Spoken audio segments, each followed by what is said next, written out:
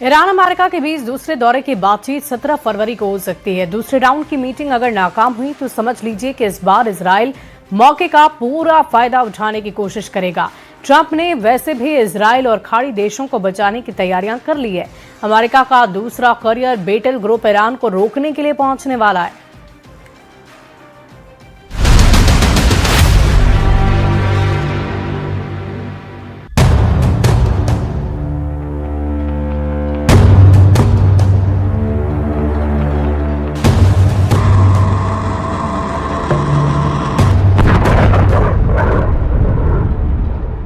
क्या 17 फरवरी को अमेरिका और ईरान की मीटिंग फेल होगी?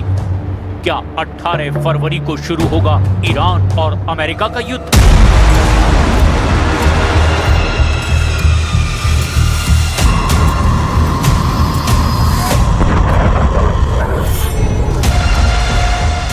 ईरान और अमेरिका अपने बाजुओं की ताकत दिखा रहे हैं। एक तरफ अमेरिका ने समंदर में दो बैटल ग्रुप उतार दिए हैं, दोनों के टारगेट पर ईरान है। तो दूसरी तरफ ईरान में सर्वोच्च नेता अली खामनेई के इशारे पर लाखों करोड़ों लोग अमेरिका को टक्कर देने के लिए तैयार हैं। तेहरान, मशहद, शिराज, इस्फहान, क़ूम और ऐसे ही छोटे बड़े 1000 से ज्यादा शहरों की सड़कों पर उतारकर ईरान ने इरादे साफ कर दिए हैं। इस बार ईरान इजराइल को नहीं बख्शेगा, साथ ही अमेरिका के अड्डों को भी जर्रा जर्रा कर दिया जाएगा। ट्रंप अगर गुस्से में हैं, तो ईरान ने भी बता दिया है कि ईंट का जवाब चट्टान से दिया जाएगा। 17 फरवरी को अमेरिका और ईरान के बीच मीटिंग हुई और उसमें बात नहीं बनी तो 18 फरवरी को युद्ध शुरू हो जाएगा। इसका खतरा मंडराने लगा है। 18 फरवरी को जंग शुरू हुई तो समझ लीजिए रमजान के महीने में ईरान के खिलाफ अमेरिका और इजराइल का सबसे बड़ा युद्ध देखेगी दुनिया। क्या रमजान के महीने में युद्ध होगा? और क्या इस बार जंग 12 दिन नहीं बल्कि ईद के त्योहार तक लड़ेंगे अमेरिका और ईरान? डोनाल्ड ट्रंप और बेंजामिन नेतन्याहू का इरादा बता रहा है कि ईरान को अब मौका नहीं दिया जाएगा और ईरान ने साफ कर दिया है कि वो मिसाइलों को लेकर कोई समझौता नहीं करेगा। ऐसे में अब कोई भी मीटिंग सिर्फ वक्त बिताने या फिर वक्त के हिसाब से तैयारी करने का तरीका बन चुका है। अमेरिका का फोर्ड कैरियर कैरेबियन सागर से ईरान की तरफ बढ़ता जा रहा है। इसे आने में अभी 3 हफ्ते का वक्त लगेगा। यानी ट्रंप चाहते हैं कि युद्ध शुरू करने से पहले ज्यादा से ज्यादा वक्त अमेरिका को मिले और इसीलिए बातचीत को और ढील दी जा रही है। अमेरिका की ये रणनीति ईरान और उसके कमांडर बहुत अच्छी तरह से जानते हैं।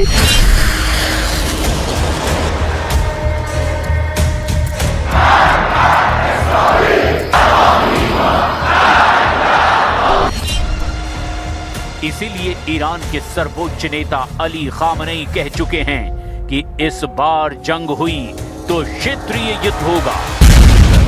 खामनेई का ऐलान और पूरे पश्चिम एशिया में बजने लगा सायरन।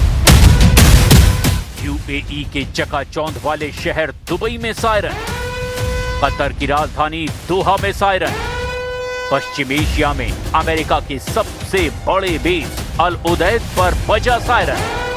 ओमान हुआ अलर्ट, बहरीन में अमेरिकी नौसेना के अड्डों पर बजा सायरन। ईरान में भी कुछ तो होने वाला है। राजधानी बगदाद के ग्रीन जोन में बजा सायरन। कुवैत में अमेरिका के 3 अड्डों पर कोहराम। जॉर्डन में अर्जाक मिलिट्री बेस पर बजा सायरन। अलर्ट हुआ सऊदी अरब, रियाद से लेकर अमेरिकी अड्डे वाले प्रिंस सुल्तान एयरबेस पर बजा सायरन।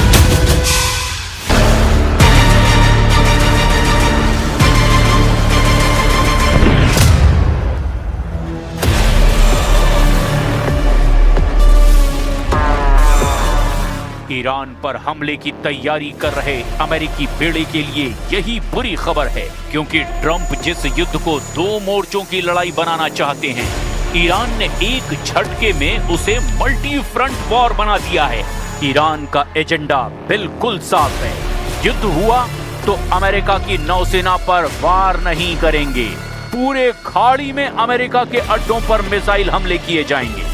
यानी ये रीजनल वॉर होगी, या यूं कहें कि ये होगा एक क्षेत्रीय युद्ध। यूएई, कतर, सऊदी अरब, इराक, कुवैत, जॉर्डन, बहरीन और ओमान में अमेरिकी अड्डों पर होंगे बड़े हमले। इसका ऐलान ईरान ने कर दिया है। البته این رو هم آمریکایی‌ها بدونن که اگر این دفعه جنگی را بندازن این جنگ منطقه‌ای خواهد.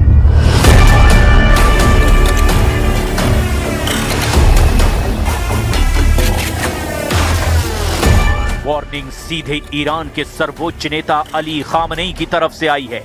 ईरान के मिसाइल पावर से पूरी दुनिया वाकिफ है और यही वजह है कि खामनेई के शब्द दुनिया भर में हेडलाइन बन चुके हैं।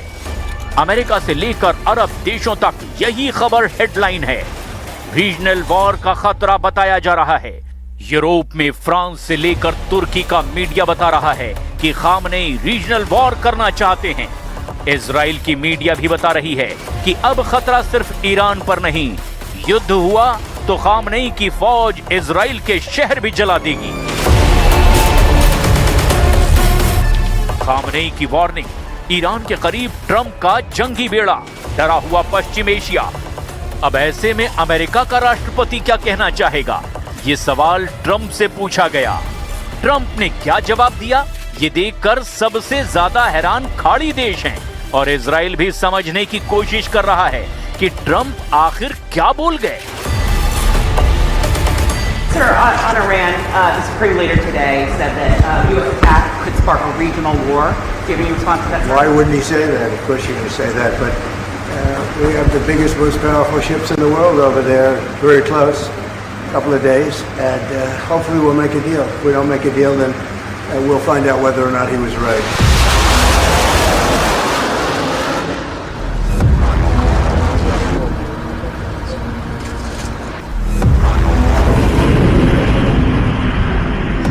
ईरान से टकराने के लिए जब अमेरिका के जंगी जहाज आगे बढ़ रहे हैं, तब ट्रंप का आत्मविश्वास थोड़ा सा डगमगाया हुआ भी नजर आ रहा है।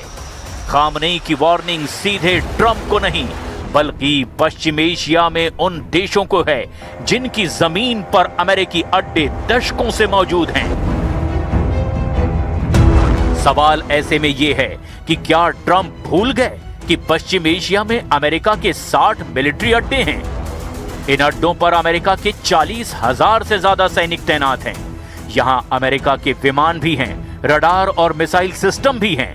पश्चिम एशिया के आसपास नेवी के जहाज हैं और उनमें सवार 15,000 सैनिक भी हैं।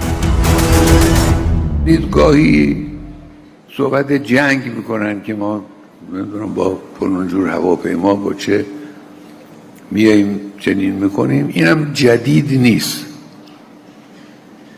در گذشته هم آمریکایی‌ها بارها در حرفهای خودشون تهدید میکردن.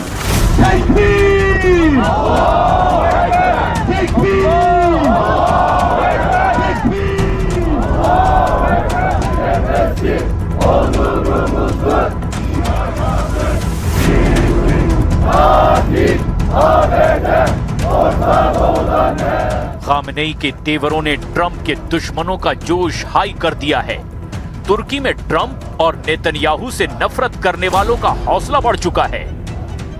इस्तांबुल में अमेरिका के वाणिज्य दूतावास के बाहर ये प्रदर्शन देखिए और समझिए कि अगर ये जंग क्षेत्रीय युद्ध में तब्दील हुई तो अमेरिका और इजराइल के खिलाफ सिर्फ ईरान मोर्चा नहीं बनेगा, बल्कि तुर्की के राष्ट्रपति रेजिप तैयब एर्दोआन कह चुके हैं कि वो ईरान पर हमला बर्दाश्त नहीं करेंगे।